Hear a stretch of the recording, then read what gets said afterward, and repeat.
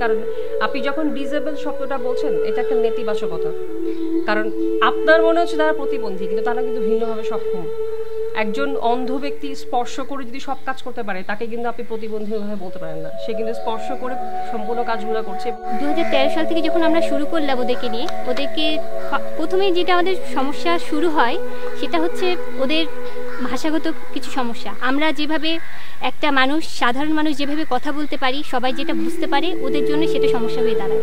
তো 2013 থেকে যেটা শুরুটা ছিল, সেই জায়গা থেকে আমি যখন শুরু করি 2016 পর্যন্ত আমাদের চেষ্টা ছিল যে আমরা আমাদের কার্যক্রমগুলো চালু রাখব, এবং আমরা এখন পর্যন্ত নিজের চেষ্টায় কাজগুলো করে যাচ্ছি।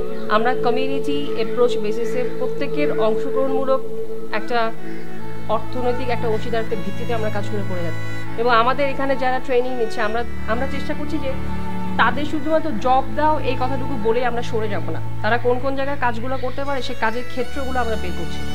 আমরা যদি প্রত্যেকে ওদের জন্য জায়গাগুলো মানে ছেড়ে দিই, একটা অফিসে যদি 10 জন থাকে, সেই 10 জনের মধ্যে যদি আমরা 9 জন থেকে একজন যদি কোনো ডিফারেন্টলি এবেলদেরকে নিয়ে আসি, এটা হতে পারে ব্লাইন্ড, এটা হতে পারে ফিজিক্যালি ইমুভেবল, এটা হতে পারে যারা কথা বলতে পারছে না, বধির।